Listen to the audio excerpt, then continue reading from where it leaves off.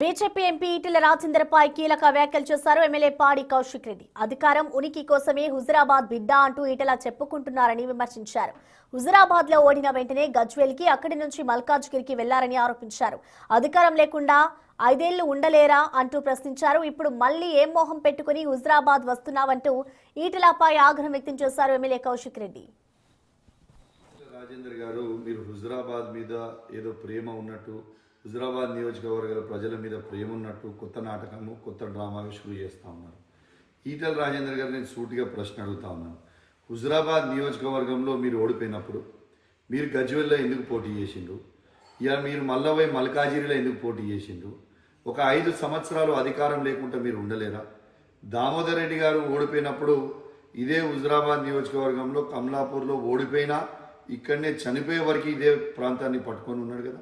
నేను కూడా 2018లో ఓడిపోయినప్పుడు ఇదే ప్రాంతాన్ని పట్టుకొని ఉండి మళ్ళా కొట్లాడి ప్రజల మనసు గెలిచి 2023లో మళ్ళా నేను గెలిచిన కదా. మరి అధికారం లేకుండా మీరు ఉండలేరా? మరి ఈ ప్రాంత ప్రజల్ని మోసం చేసి గజ్వేల్కి ఎందుకు పోయినరు? గజ్వేల్ ప్రజల్ని మోసం చేసి మల్కాజిరికి ఎందుకు పోయారు? మళ్ళా మల్కాజిరి ప్రజల్ని మోసం చేసి మళ్ళా హుజురాబాద్ ప్రజల్ని మోసం చేయడానికి మళ్ళీ ఎందుకు వస్తున్నారు? ఇది ప్రజలందరూ కూడా గమనిస్తూ ఉన్నారు. ఇలా హుజురాబాద్ నియోజకవర్గ ప్రజలారా ఆలోచన చేయండి.